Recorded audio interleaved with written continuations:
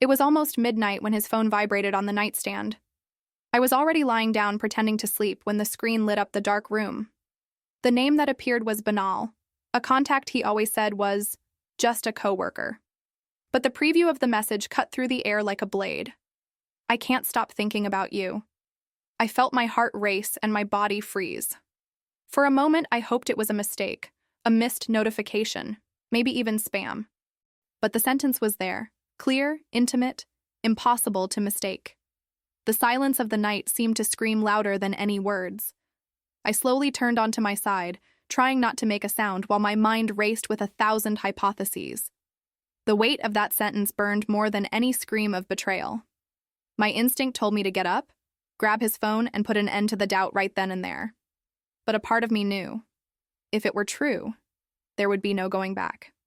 I left my heart pounding in the darkness, fear suffocating me and doubt gnawing at me. The message flickered in my memory like a newly opened scar, and I still had no idea of the avalanche that was about to descend upon me. In the early years, our relationship seemed like a model of stability. I believed we had built a solid life, based on trust and respect. There were quiet dinners at home, long conversations on the couch, and lovingly planned trips. He used to call me my fortress, and I clung to that. It was impossible to imagine that image could ever be shattered. I clearly remember when he forgot one of our anniversary dates. He rushed home, bringing hastily purchased flowers. I laughed, amused by his nervousness, unable to see beyond the gesture. At the time, I didn't see it as carelessness. Today, I realize it was already a sign of emotional inattention. He always had a careful way of looking at me. He gave the impression I was unique in his world. On rainy days, he would make hot chocolate for us both and tell me that growing old with me would be a privilege. I believed these promises as if they were absolute truths. It was the portrait of a love that seemed eternal.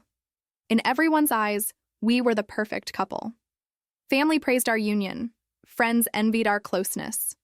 On social media, the photos showed only smiles and travels. No one saw the cracks that were discreetly beginning to appear. I was the only one who could see it, but I preferred to close my eyes. Over time, his laugh changed. He still smiled, but it wasn't for me anymore. The sparkle in his eyes seemed to be lost somewhere far away. The kisses, once full of surrender, began to sound mechanical. It was as if we were living a well-rehearsed play. I began to notice the repeated excuses. Last-minute meetings, work dinners, sudden trips. The cell phone, which used to be left lying on the table, was now kept upside down.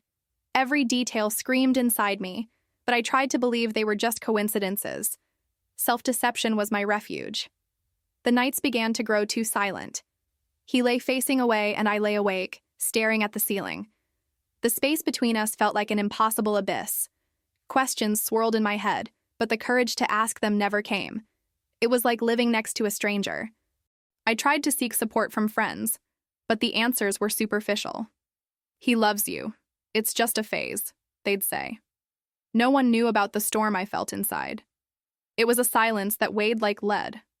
I smiled on the outside, but inside, I was falling apart a little more each day. The signs became more evident. The scent of different perfumes permeated his dress shirts. Discreet, almost invisible marks appeared on his collar. He'd return late with rehearsed excuses, always too tired to talk.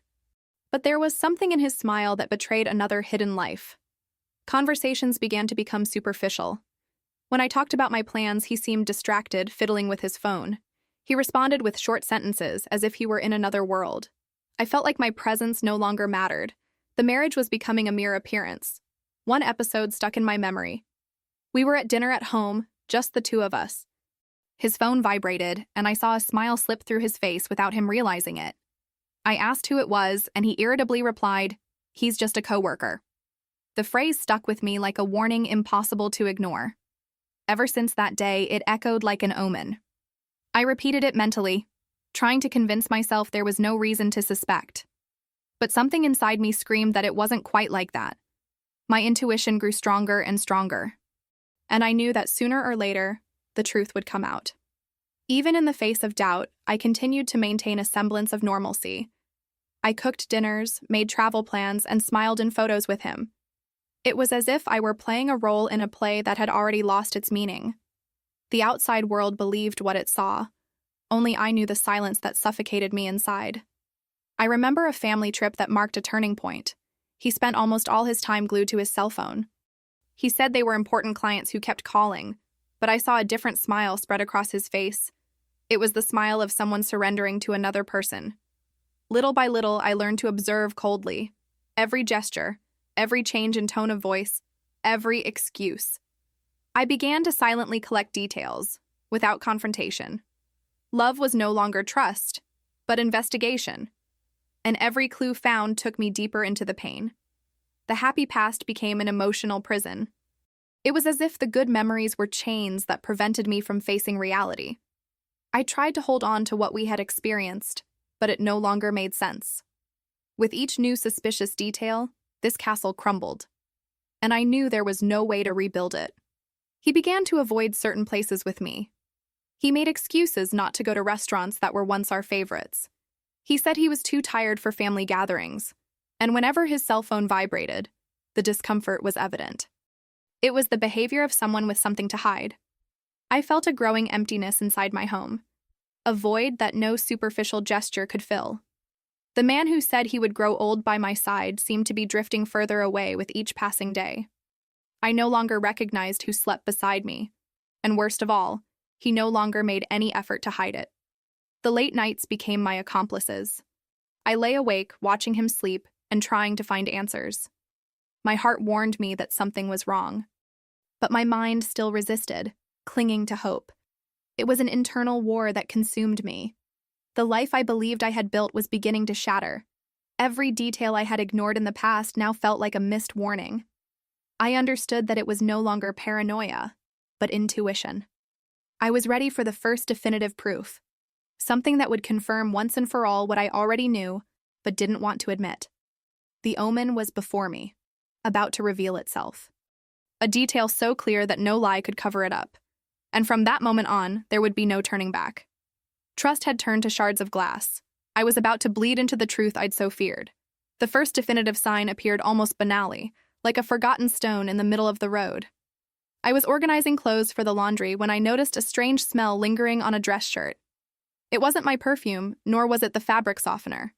It was sweet, striking, unmistakable. A feminine fragrance that betrayed an invisible presence. I held that garment for a few seconds, as if I could extract from it all the answers I lacked. My mind tried to rationalize, to find plausible excuses, but my heart already knew. There was no innocent explanation for it. I put the shirt in the laundry basket, but the scent stuck in my memory. It was the trigger for my silent vigil. That night he arrived late again. He smiled practicedly, gave me a quick kiss, and said he was exhausted. I observed every gesture, every movement. Nervousness was hidden behind routine, but his gaze betrayed a restlessness that didn't match the repeated excuse. I knew I needed to go beyond intuition. I decided to pay more attention to his phone. I noticed the screen was always face down. Notifications were cleared almost immediately. There was a new lock pattern I'd never seen before. He put his phone away even when he went to the bathroom. His care was so great, it became a test. It was during a regular dinner that I noticed another detail. While I was talking about our oldest son, who had just gotten a promotion at work, he seemed distant. His eyes were fixed on the phone under the table. And when the phone vibrated, he pressed the side button so quickly that the screen nearly cracked. It wasn't just inattention, it was fear of being discovered. The gesture betrayed more than any words. I kept quiet and just watched, feeling the lump grow in my throat. There was a secret hidden there, pulsing in every notification. And with each new vibration, I felt the truth approaching. One day, I left work early and decided to surprise him. I stopped by the gym where he said he worked out every night. The receptionist looked at me confused when I asked about him. "I haven't seen you here in weeks," he replied. The ground seemed to open up beneath my feet. All his excuses crumbled at that simple sentence. I drove home in silence, swallowing back tears and anger. When he came in that night, he said he was exhausted from training. I just stared at him, pretending to believe him. The lie was playing out in his own mouth. And, for the first time, I realized my silence could be a weapon. I also started paying attention to his Uber schedules. One night, while he was showering, I opened the email connected to the app. There was a recent receipt for a distant neighborhood, completely off the route to home or work. The time was exact, while he said he was at the gym. My heart raced as if it would explode.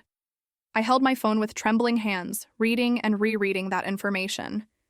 It was concrete proof, albeit discreet. It was no longer intuition, it was fact. There was another place, another life, another person occupying the space that should have been mine. In the days that followed, I became a detective. Every detail became a piece of a dark puzzle. The smell, the schedules, the hidden smiles, the deleted messages.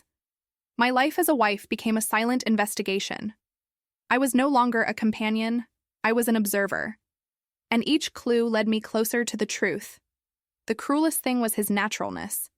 He'd come home, kiss my forehead, and say goodnight as if nothing were happening.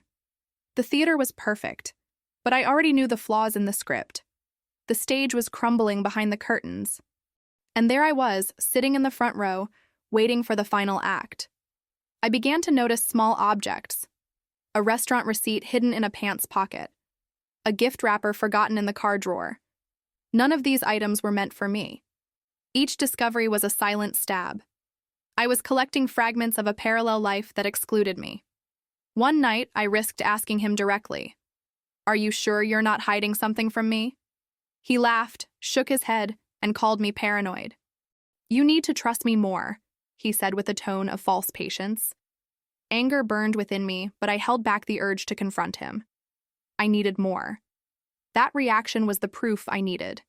The nervous laughter, the disregard for my intuition. It was the typical defense of someone who no longer has any arguments. The phrase, "you're paranoid," was like a disguised confession. And in that instant, I knew I was on the right track. I just needed to wait for the next slip-up. His body was also showing changes. He'd gone back to caring about his appearance like he had in the early years of our relationship.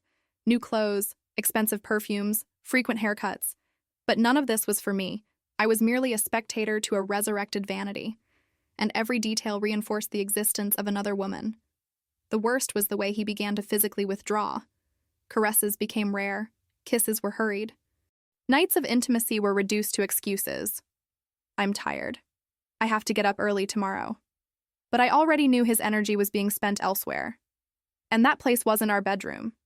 I became an expert at reading signs. I recognized the tone of his voice when he lied. I noticed his haste to hang up on calls when I was around. I knew when he invented non-existent meetings. My life became a minefield, and I walked through it with calculated steps. With each discovery, a part of me died. The woman who believed in promises no longer existed. Only the silent, patient investigator remained, waiting for the right moment to act. I no longer cried, just watched. The crying would come later, when the truth was complete. And it was amidst this suffocating silence that I understood. I already had all the pieces. I just needed to fit them together. The first sign wasn't just perfume or a receipt. It was his empty gaze, his absence disguised as presence. And when that look became routine, there was no denying it. I was living with a stranger. Every day, the web of lies became more evident, and I knew that at any moment, the next piece of evidence would appear before me. Something so clear that no excuse could erase it. And when that moment arrived, it wouldn't just be discovery. It would be an explosion. I decided it wasn't enough to just observe. I needed to provoke situations that would reveal the truth. That Saturday, I casually asked him if he wanted to go out to lunch with me. He declined, saying he had a client meeting. The expression on his face didn't match his excuse. I knew there was something hidden behind that rush. I grabbed his phone while he was showering. My heart was pounding so hard it seemed to echo in the bathroom. The lock screen stared at me like an insurmountable wall. But all I had to do was swipe to the notification history, and there were traces of half-erased information.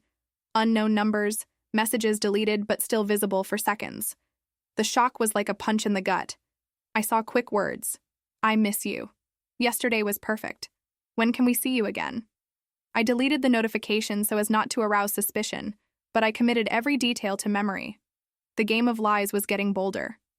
And I was getting closer and closer to capturing the final proof. The next day, I decided to test his reaction. I asked, "Who's that coworker who always texts me late at night?" He took a deep breath, laughed, and replied, "You're being too paranoid, love. It's just work." His coldness was so calculated, it almost convinced me, but eyes don't lie, and his trembled. That was the first time I felt anger and calm at the same time. Anger at being deceived, calm because I was certain the truth was about to come out. I decided I wouldn't confront him anymore. Silence would be my weapon. The more I pretended to believe, the more careless he would become. And the mistake would come. I began to analyze every detail of his behavior. I noticed his showers were taking longer, and his perfume was stronger. He came home with wet hair, even on nights without training. Excuses accumulated like dust on antique furniture. And I, patient, collected everything in silence. One night, when I was already in bed, he left his cell phone on the couch. It vibrated twice in a row. I got up slowly, took a deep breath, and picked it up. On the screen, a fake contact name, but the message was too intimate to deceive. "I still smell you here." My breath caught. I put my phone back and went back to bed. Pretending to sleep had never been so difficult.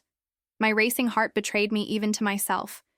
He walked in minutes later, calm, as if nothing had happened. He kissed my forehead and said goodnight. But I already knew he was in another world. In that moment, I realized my marriage had become a theater. I was the audience, he the lead actor in a poorly rehearsed lie. Each fake kiss was a scene, each smile a memorized script, and the play was about to come to a brutal end. The stage was crumbling before my eyes. The anger grew with each passing day, but so did the coldness. I no longer suffered as before, I just watched. It was like watching a fire I couldn't put out, and deep down, I didn't even want to anymore. I knew the flames needed to consume everything for me to finally free myself. My routine became a silent investigation. I saved receipts, checked clothes, and checked schedules. Every clue confirmed I wasn't imagining anything. I wasn't paranoid. I was a woman being deceived, and I was about to turn the tables. One day, I decided to follow him. He said he was going to a meeting downtown. I got in the car and followed, keeping my distance. I watched him park in front of a discreet restaurant. Minutes later, a woman came in and sat across from him. My heart nearly stopped, but I didn't get out of the car. I simply registered the scene in my memory. From afar, I saw smiles, touching hands, knowing looks. It wasn't just a coworker. It was intimacy, it was romance, it was blatant betrayal. His hands belonged to another. And in that moment, I felt not only pain, but also power. I already knew the truth. I went home before him, feigning normalcy. When he arrived, I told him I'd spent the afternoon taking care of the house. He smiled, thanked me, and hugged me like a model husband. I held back a bitter laugh because I knew where those hands had been. His lie no longer hurt me. It strengthened me. Every day, he sank deeper into his own act. And I, silent, already planned how I would use every detail against him. Revenge wouldn't be a shout. It would be calm, calculated, and precise.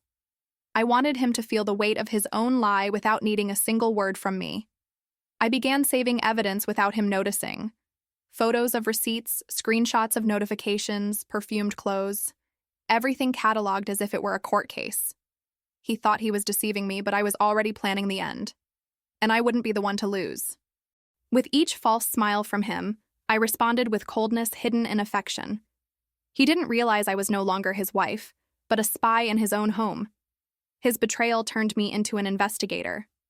And the more he lied, the more I smiled, because I knew the outcome was inevitable. It was at that point that I realized something frightening. I no longer cried from the pain, but felt pleasure in the weight. I wanted to see him contradict himself, fall into his own trap. I was no longer a victim. I was witness to the downfall he was preparing. My heart no longer trembled with fear, but with anticipation. With each new lie, I thought, keep telling it because soon I'll bury you with your own words. There was no turning back. The game was underway, and I already had the upper hand. And it was in this silent darkness that I realized his downfall wouldn't be limited to our home. It would affect many more people. The cycle of lies was about to explode, and when it did, no one would emerge unscathed. The nights began to take on a different flavor, one of constant tension. I slept with my eyes open, waiting for any slip-up. My phone vibrated, and he would jump up quickly as if the world depended on each message. The brightness of the screen betrayed more than the words. It was the reflection of a parallel life I hadn't yet fully unraveled. One morning, his cell phone's ringer rang louder. He hurriedly left the room, claiming thirst. I waited a few minutes and followed him silently. I found him in the living room, sitting in the dark, typing intensely. The screen lit up his face, revealing a smile that wasn't meant for me. I stepped back before he noticed my presence. My heart was pounding wildly, but my mind was cool. There was no more innocence to protect. I saw before me the scene of a man secretly offering affection. I went back to bed with the bitter taste of confirmation. The next morning, I observed every detail. He arrived at breakfast more excited than usual. He whistled, fiddled with his phone, and smiled to himself. He feigned interest in my routine, but his gaze drifted to his device. The feeling of betrayal weighed like a lead weight on my back. I began to test my limits. One afternoon, I sent him a simple message. "I love you." The reply came dry, almost automatic. "Me too." No emoji, no affection, no soul. But minutes later, I noticed a notification pop up and saw his face light up. It wasn't for me he was saving his enthusiasm. That same week, I noticed something even more obvious. He started getting out of the shower already smelling nice, ready to go, even on days with no commitments. He'd say he'd run errands. He'd return hours later with poorly crafted excuses. I listened silently, but I memorized everything. His conversations changed tone. Short, cold sentences, always ending in excuses. "I need to rest." "I'm out of it." "Let's talk about this another day." I, once his companion in every matter, had become a burden in his routine. I was living proof that his attention had moved on. One afternoon, I decided to check the joint credit card account. There were expenses at restaurants we hadn't heard of, florists in distant neighborhoods, small, unowned gifts. My heart raced when I noticed the frequency. It wasn't a coincidence. It was routine. Each expense was a chapter written far from me. I felt my hands tremble as I closed the computer screen. The life I thought I'd built was shattering into numbers and receipts. Promises of fidelity turned into receipts of betrayal. I took a deep breath, trying to contain my despair. But something inside me was beginning to change. The tears no longer came as before. In place of tears, a silent strength emerged. I understood that I couldn't destroy myself along with him. I needed to be patient, observe, and prepare for the right moment. Pain would become strategy. Love, revenge. The next day, I faced him as never before. He talked about work, gestured, laughed to himself. I listened silently, studying every expression. His face no longer confused me. I saw the lie reflected in every forced smile. It was as if I had finally learned a new language, that of falsehood. I decided to change my posture. I began to act normally, without showing distrust. I continued to be the devoted wife, but with a clinical eye. It was like living a disguise within my own home. He didn't realize that the woman by his side was no longer the same. I was ceasing to be a victim and becoming a strategist. One night, while he was fast asleep, I grabbed my phone and turned on the recorder. I placed it next to his. I wanted to capture any notification, any audio, any evidence. The silence in the room was cut by a faint vibration. A message came in, and the recorder captured everything. The next morning, I reviewed the audio alone. The notification said, "I miss yesterday." The digital voice reading it confirmed it wasn't a fabrication. The evidence was there, immortalized. There was no denying it. And for the first time, I smiled. The silent war was in my favor. He had no idea I already knew. He hugged me in the morning, wished me good morning, and I pretended to believe him. His every gesture was like a chess piece, advancing the wrong way. And I was already preparing for checkmate. Patience would be my most powerful ally. I began to observe the clothes he chose. New styles, more fitted shirts, more expensive perfumes. He didn't dress for me. He dressed for her. Every detail was a wordless confession.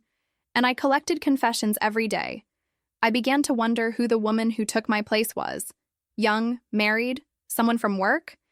The mystery gnawed at me, but at the same time, it strengthened me. Because the less I knew, the more attentive I became to the trails he left. And the trails were everywhere. One afternoon, while folding clothes, I found a forgotten note in a pants pocket. It was unforgettable. Feminine writing. delicate, full of intimacy.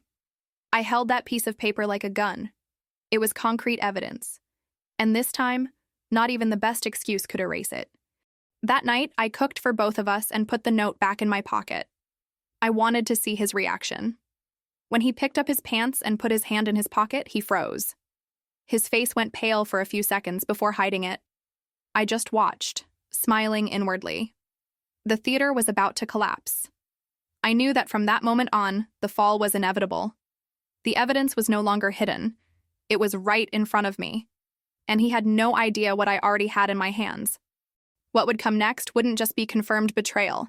It would be exposure, humiliation, and justice. I decided I needed irrefutable proof. That morning, I arranged a quick lunch with him near the office. I knew the schedule, the routes, and his game. As I got ready, I felt a mixture of fear and determination burning in my throat. If it was a lie, I would get out of there. If it was true, I would catch him red-handed. I parked a safe distance away and watched through the car window. I watched him exit the building, looking casual, holding his briefcase as always. He walked to a car that wasn't ours and got in casually.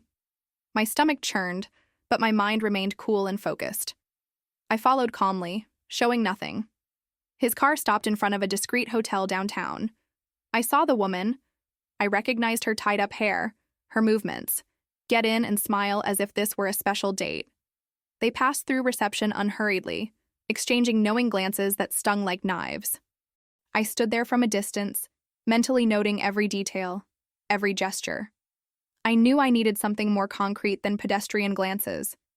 I returned home feigning normalcy while recording my emotions in the silence. I made coffee, sat in the living room, and left my cell phone recording any conversations that might arise. He came in, smelling different, looking satisfied. He hugged me from behind and whispered something banal, as he always did. I responded neutrally and waited for the right moment. That night, while he slept, I grabbed the recorder and once again assumed the role of spy. I placed the device on the nightstand and searched the closet for the clothes I knew how to wear when I went out at night. I found a box of tickets and a card with an address I didn't recognize. My stomach tightened, but I didn't cry. I recorded each one and photographed everything. The evidence needs to be cleared, I thought. Over the weekend, with the files ready, I went to the hotel where the receipts indicated encounters. I calmly entered the lobby, looked at the cameras, and asked to speak to management without revealing the reason. I told them I needed to confirm a reservation in his name for family reasons. The receptionist checked the system and gave me the confirmation I so desperately wanted, with dates and times. I felt a huge weight lift inside. I took the copy of the confirmation home and began to piece together the puzzle methodically. I placed receipts, screenshots, photos, and the audio notifications on the dining table.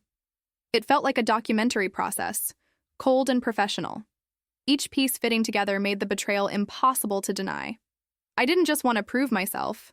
I wanted to build something no one could dispute. That night, I decided to access his email using the old password he used in his lazy days. I logged in with trembling hands but clear eyes. There were archived conversations, messages marked as favorites, and a sequence of exchanges with times that matched the hotel confirmations. The words were cruel in their normality. Thank you for today. Miss you already. When can I see you again? I took a slow breath and saved everything. I dug even deeper. I searched my browser cache for hotels I'd searched and my map history for routes it didn't mention. I found check-ins, routes, and times synced with receipts. Everything aligned, everything pointing to the same woman and the same pattern. My private world was falling apart, but the clarity was complete. I had technical and human evidence. There was no room for error. The next morning, I took everything to my lawyer. I explained without tears, described how I had gathered the evidence, and asked for guidance. He listened calmly and outlined practical options. Evidence for possible conversation, for asset protection, for emotional security. I left the office with an informal document and a plan drawn up that gave me more stability than any emotional comfort. I felt the choice was no longer between believing or not. It was between reacting strategically or letting the deception continue. I returned home prepared not to expose anything without a calculated effect. He needed the fall to be complete, for the lie to be destroyed in front of everyone he loved. So I began strategically sharing evidence. An accidental photo texted to his sister, a receipt left in a drawer that his secretary could find. Everything had a purpose and target. I wanted the pieces to fall on his social board. At a Sunday lunch with family, I left a message in a group I knew they would see. I didn't say anything directly. I just posted something neutral that would trigger curiosity, and when curiosity came, I let the revelations happen based on other people's interest. I observed the reactions through the small speeches, the looks, the private messages that began to appear on my cell phone. It was like lighting a match on a powder keg. The effect was immediate and devastating. Coworkers began to move away. Friends asked disguised questions, and the woman appeared in conversations as a nebulous figure that many already suspected. He tried to control the damage with poor explanations and nervous laughter. I realized that the public image he cared so much about was crumbling within hours. Social trust evaporated as quickly as it had been built. At a meeting at the company where he worked, someone commented on a case involving an employee. I felt my blood run cold and at the same time burn with justice. He came in pale, looked away, and left early. The company began to protect itself, and that meant pressures and consequences that went beyond our home. The fury I had felt turned into something practical, ending the support of the networks that maintained it. The woman involved received anonymous messages exposing just enough to scare her. It wasn't malicious revenge.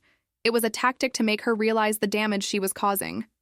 Within hours, his circle began to question his choices and show social awkwardness. I did not rejoice. I felt a kind of dry relief at seeing the lie machine jam. He tried to rebuild with empty words and fiery promises. He came to look for me, begged, explained that it was a mistake, that it would be enough to talk. I listened to everything with my head held high. He didn't want the reconstruction to be his alone. I wanted responsibility and consequence. I made sure to keep my tone firm and my decision calm, because I knew the next move would require courage and coherence. Next, I formalized what I needed. Organized evidence, possible witnesses, and documentation ready. Everything that had been emotion became an archive. The feeling was strange, as if I had transferred the pain onto papers and photos, taking away its power to destroy me. Preparation gave me control and gave me back part of my life. One night, he tried once again to surprise me with tears and public requests for forgiveness. I gathered the family in the living room, left the evidence displayed on a tablet, and turned off the television. I spoke in a calm voice and described the discoveries one by one, without shouting, without gratuitous humiliation. The truth, put like that, had a weight that his excuses could not bear. When I finished, there was absolute silence for minutes that felt like hours. He cried. The woman denied it in public. Friends were torn between support and shock. I took a deep breath and felt that something inside me had changed irreversibly. It was no longer about hurting. It was about being seen and protected. The exposure had real consequences: loss of jobs, reputation, and alliances. When I turned off the lights that night, I felt both relief and exhaustion. He had achieved what he wanted: confirmation and the breaking of the veil. But I also knew that reconstruction would take a long time, and that social justice did not always fix personal emptiness. I looked at my reflection in the window and recognized a woman who survived her own mistake. And in the silence of the room, I knew that what came next would require a definitive decision and the courage to start over.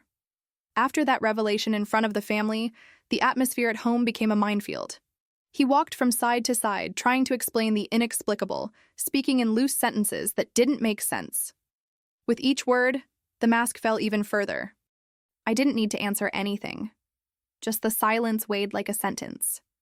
It was like watching a man drowning in his own lies. That night we slept in separate beds.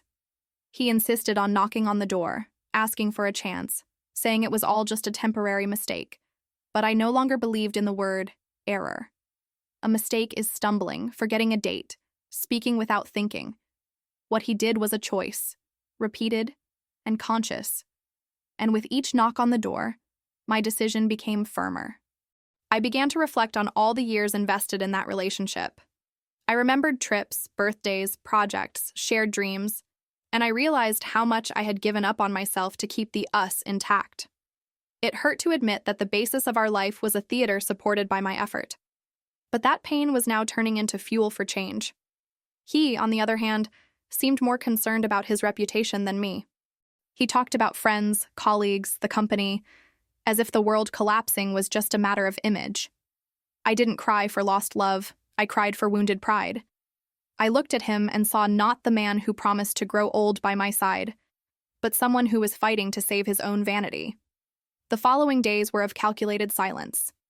I went to work, came back, and maintained the routine as if it were just practical coexistence. There were no hugs, no kisses, just a mechanical coexistence. He tried to please me with small gestures. Coffee ready, affectionate messages on my cell phone. But none of this erased the images that were already engraved in my memory. One morning, I packed my suitcase with enough clothes for a few days. I left it in the corner of the room in plain sight without explaining anything. His reaction was immediate. He became desperate, asking if I was going to leave, if I was determined to end it all.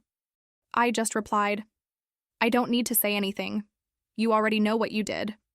And I returned to my strategic silence. The power of not shouting was greater than any argument. I saw him get lost in his own justifications, trying to provoke me into a fight that never came. I was no longer the wounded woman he expected. I was calm, cold, and unshakable. And this behavior destroyed him even more. At work, the consequences began to appear. Close friends confided in me that rumors were running through the corridors and that his image was damaged. He would arrive home dejected, nervous, taking it out on his drinks. I watched each step, without moving. The world began to charge the bill that I didn't need to issue. One night, he returned drunk, crying, asking for forgiveness once again.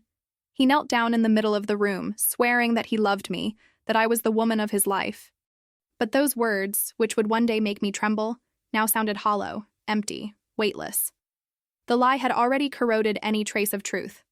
As he sank, I grew stronger. I made new contacts, resumed friendships that I had left aside because of him. I started leaving work early to walk, breathe, and plan. I discovered a strength within me that was dormant. It wasn't just revenge, it was rebirth. And with each step, I felt less tied to him. Little by little, I realized that the tables had turned. He, previously confident and dominant, was now insecure, fearing my every gesture. When I picked up the cell phone, he looked at me scared. When I smiled alone, he asked why. The role of traitor had become that of a prisoner of one's conscience. It was then that I decided to expose what was left. I organized a dinner with close friends, without saying why. During the night, I put the tablet on the table and let the messages speak for themselves. No one reacted with surprise, but with indignation. Judgmental looks were turned on him. I didn't say anything. I just stood firm, letting the truth stand on its own. His reaction was anger. He felt betrayed by my coldness, as if I were to blame for his own downfall. He shouted, banged on the table, and left the house furious. But I knew that his every outburst only confirmed his guilt in front of everyone. The mask was torn off, and there was no way to put it back on. The next day, he returned calmer, asking us to talk like adults.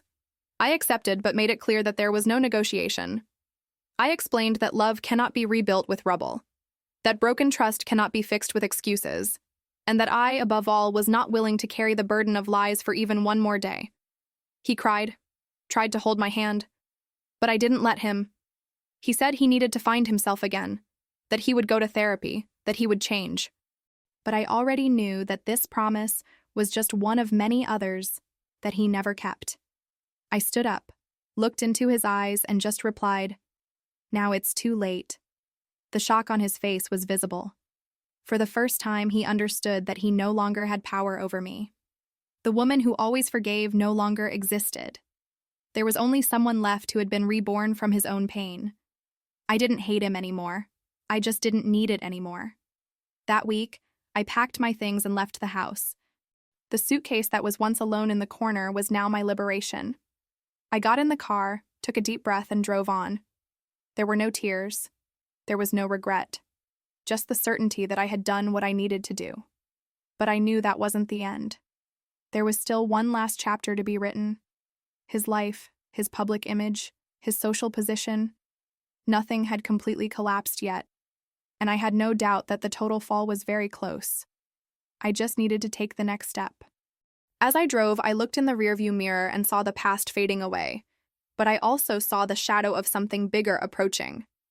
The intimate confrontation was over, but the social war was still just beginning. I no longer had fear, just determination. And deep down, I knew that the most intense twist was yet to come. After I left the house, I realized that he would not accept defeat easily. The calls started in the early hours of the morning. Messages flooded my inbox. Sometimes he begged. Sometimes he veiledly threatened me. It was a game of manipulation to pull me back into the web. But I was no longer the same vulnerable woman I had been before. He would show up at my work unannounced, trying to embarrass me in front of my colleagues. He made a scene, cried, said he loved me. I just watched him coldly, letting others see his true face. People began to comment, and each appearance only further tarnished the reputation he was trying to save.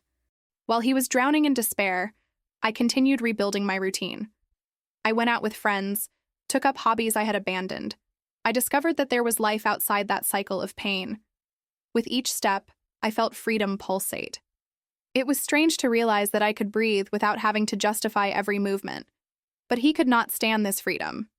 He started making up stories, spreading rumors about me to try to turn the tide. He said that I had another man, that I had abandoned him for no reason. The attempt to paint me as guilty only increased the indignation of people who knew the truth. He was digging his own hole without realizing it. I decided to go further. I gathered evidence in a digital dossier. Photos, audios, receipts, hotel confirmations. I shared with strategic people, those who could make the truth run like fire through dry straw. I didn't have to say anything other than, this is who he really is. The impact was immediate and devastating. Coworkers began to move away from him. Meetings that were once hectic became silent embarrassments. The image of the respected man began to crumble in public. He no longer entered rooms with the same confidence. The looks were judgmental, and the whispers echoed like hammers in his conscience. At home, he still tried to appear strong, but inside, he was destroyed. Old friends turned their backs on him. Family members demanded explanations. I watched everything from a distance without having to move a finger.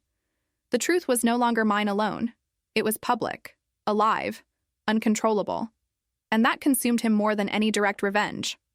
One night, I received an unexpected call from that coworker. The voice was shaky, nervous, almost desperate. She said she didn't know he was married, that she had also been deceived. He apologized, but it didn't move me. Because deep down, I knew that to live that secret romance, she had also closed her eyes. I hung up without resentment, just coldly. She wasn't the focus of my anger.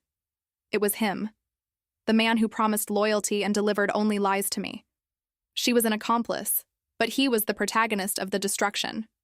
And this certainty brought me a calm that I never imagined I would have. I then decided to give the final blow. I arranged to meet him at a restaurant we used to go to. I arrived early, sat at a strategic table, and waited. When he entered, I saw the nervousness on his face. He sat across from me, trying to smile. But I knew that would be the last time. I placed all the printed proofs on the table.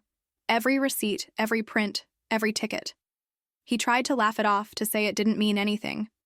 But the pile of papers was bigger than any excuse. With each leaf he turned, his face grew paler. It was as if the mask itself was ripped off in front of me. I looked him in the eye and said calmly, "This is what you built." I didn't scream, I didn't cry. I just let the weight of the evidence crush the lie. He had no way out. He was trapped in his own net, and there was nothing more he could say to save himself. He lowered his head, embarrassed, but still tried. "You can't destroy me like this." I replied firmly, "You already did it yourself. I only showed what you tried to hide." Those words ended any dialogue. I got up, paid the bill, and left him alone to face his own breakdown. As I left the restaurant, I felt profound relief, as if each step was a brick removed from a wall that imprisoned me. The air seemed lighter, the world clearer. I wasn't just ending a relationship, I was freeing myself from an emotional prison. And that feeling was priceless. But the war was not completely won. He still had social ties, contacts, connections. And I knew that the final fall would only happen when these bonds were also broken. What I had done so far was only part of justice. The true outcome was yet to come.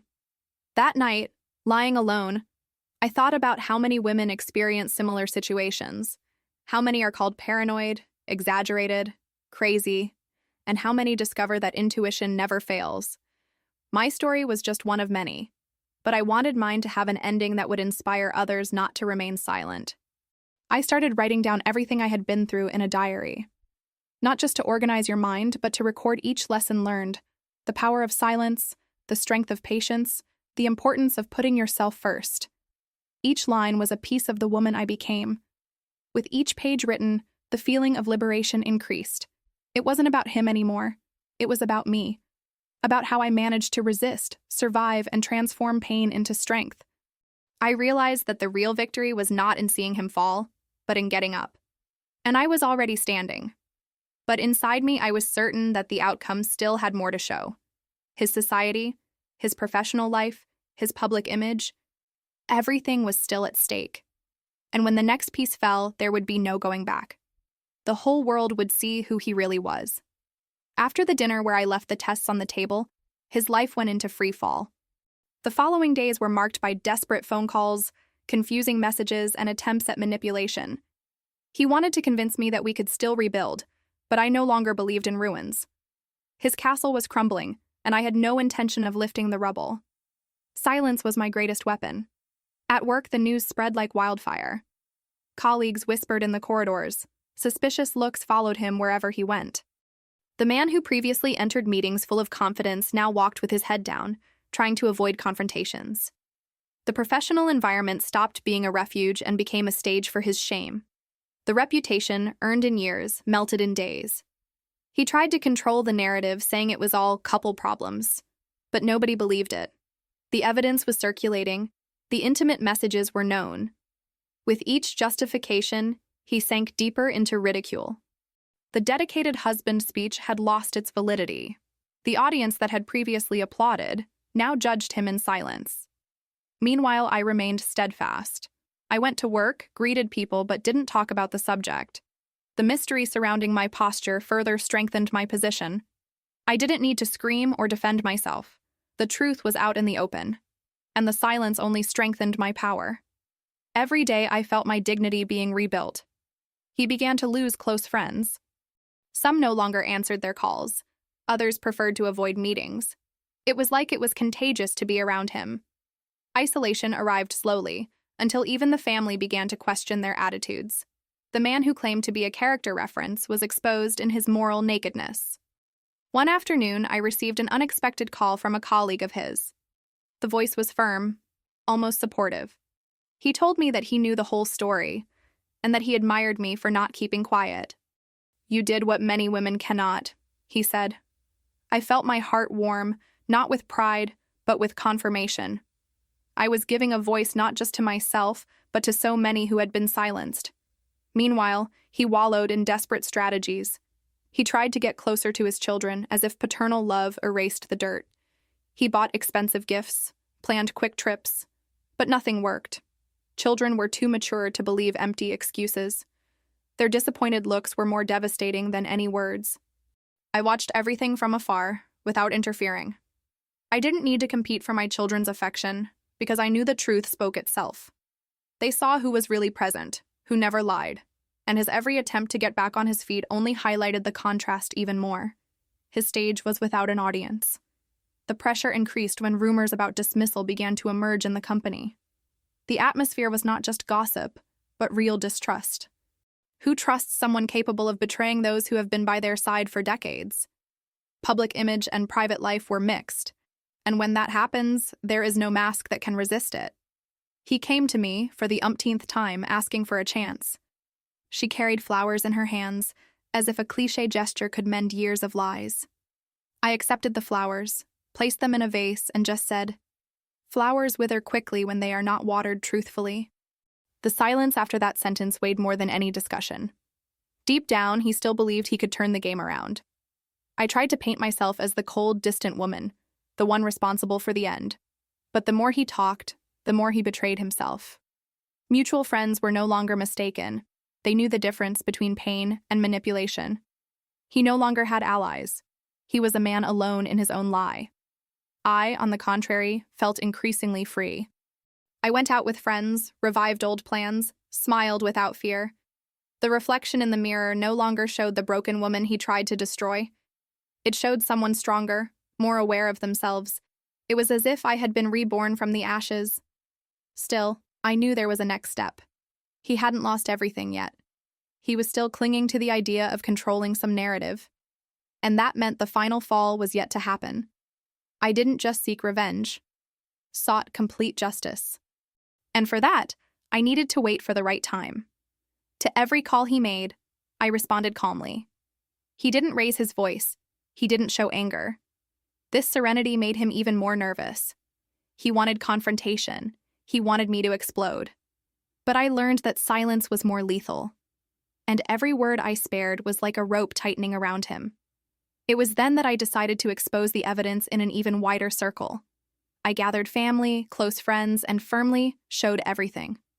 There were no screams, just looks of astonishment and disappointment. He tried to justify it, but no one listened. The room felt like it weighed tons, and the silent judgment was unbearable. After that day, he began to live in the shadows. I no longer had confidence at work. I no longer had support at home. I no longer had allies. The man who once thought he was untouchable was reduced to remnants of pride. And I knew this was just the beginning. True destruction was underway. At night, lying alone, I thought about how life takes turns. I, who once felt like a prisoner, now owned the board. I didn't need to raise my voice or take revenge in a low way. I just let the truth speak. And the truth is the most powerful weapon there is. Even so, the wound still hurt. It wasn't just about him. It was about everything I lost by believing a lie. The years, the dreams, the renunciations. This pain cannot be cured by exposure. But it turns into strength, into learning, into alertness. And that was what kept me standing. I knew that the next move would not come from me, but from destiny itself. His fall was not complete. There was still a lot to lose, a lot to pay. And when that moment came, it wouldn't just be a personal end. It would be a public, irreversible, definitive collapse. And deep down, I was ready to watch. Not as a victim, not as an accomplice, but as a witness. Because some truths not only liberate, they also destroy. And I could already smell the final ruin approaching. He began to realize that he had nowhere else to run. His friends moved away, his family judged him, and at work respect had turned into distrust. I watched from a distance, feeling that the ruin he had built was finally taking its toll. I didn't need to lift a finger. Life took care of doing justice. And that weight was crushing every piece of your image. Desperate messages became more frequent, filled with regret and empty promises. He said he couldn't live without me, that he would do anything to make amends. But there was no repair possible when trust was shattered. I read his cold words and no longer felt anything. His power over me was gone. One morning, I was surprised by the news that he had been removed from the company. The justification was breach of conduct and public exposure. The lie he maintained at home had gone beyond the walls and contaminated his professional life. Losing your job was more than a financial blow.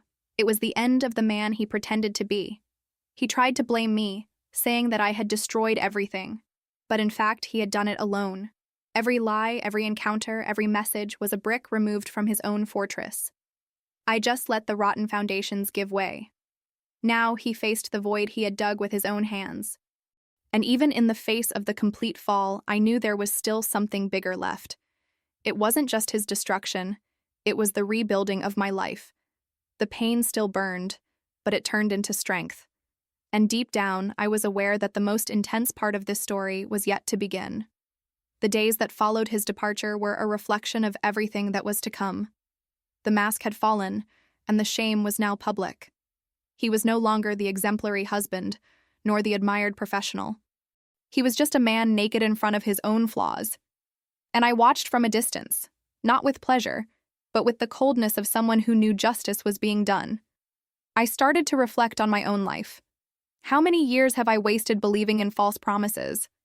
How many times did I swallow my suspicions because he said I was exaggerating? How many nights did I cry in silence believing it was my insecurity? Now everything made sense. I wasn't crazy. I was right from the start. This realization brought not only pain but also liberation. It was as if a blindfold had been removed from my eyes. I no longer needed to justify myself or beg for attention. I was enough, and his lie didn't diminish my worth. On the contrary, it revealed the truth about who he really was. I started receiving messages from women who followed my story from afar. Some said, "You were stronger than me." Others confessed, "I experienced the same thing and kept quiet." I realized that my struggle was bigger than I imagined. It wasn't just about my marriage, it was about giving a voice to so many who still suffered in silence. The void he left was not just emotional, it was also social, family, financial. But I knew I could fill it with something more valuable: my dignity. There was no money, status, or appearance that could buy the peace of sleeping without fear. And that was the biggest victory I had. He, on the other hand, continued to sink. Longtime friends avoided him, relatives no longer defended him. His social life became a desert of distrust. And with each attempt at reconstruction, he collided with his own rubble. There was no solid ground on which to start over. I remembered the times he called me paranoid. Today, those words echoed differently. They weren't insults, they were confessions. Every time he tried to make me doubt myself, he was just hiding his guilt. Now the truth returned each of these accusations double. I realized how many women still live this reality. How many are manipulated, discredited, and silenced by partners who hide secrets. How many never discover the truth and spend their lives carrying the pain of doubt. Society still blames women for the end of relationships, when, in fact, they are often the survivors of the lie. That's why I decided to turn my pain into a voice. Not just telling my story, but also showing that there is no shame in being suspicious, in investigating, in standing up. Female intuition is not paranoia, it's alert. And when we ignore it, we pay the price of submission. I no longer wanted this for myself or for others. He tried one last move, a desperate attempt at contact. He said he was sorry, that he would go to therapy, that he would change. But it was too late. Trust is not a piece that can be glued together once it is broken. It falls apart into fragments that never become whole again. And I wasn't willing to live with broken pieces. While he was lost in excuses, I found myself in new perspectives. I went back to studying, dedicating myself to myself, dreaming up projects that were shelved. It was as if life had given me back to myself. I was free, ready to start again. And that fresh start didn't include him. Looking back, I realize I didn't lose. I got the chance to reinvent myself. I gained the clarity to see what really matters. I gained the strength to survive pain that seemed unbearable. And above all, I gained the certainty that I will never again accept less than I deserve. But there was still something that burned inside me. The need to question. How many women will still ignore the signs? How many will believe they are crazy while the truth is right in front of their eyes? How many will still remain silent to protect those who don't deserve it? This is the wound that needs to be exposed. What if it were you? What would you do? Would you remain silent, pretending not to see, or would you have the courage to face it? Life taught me in the hardest way that omission is an accomplice to lies, and I chose not to be an accomplice. I chose to free myself. I chose to be a voice, because in the end, it's not just about betrayal, it's about respect, about dignity, about life. And when the lie comes to light, either you sink with it, or you learn to swim alone. I learned to swim. And now, what came next wouldn't just be about him. It would be about an entire world that needed to open its eyes.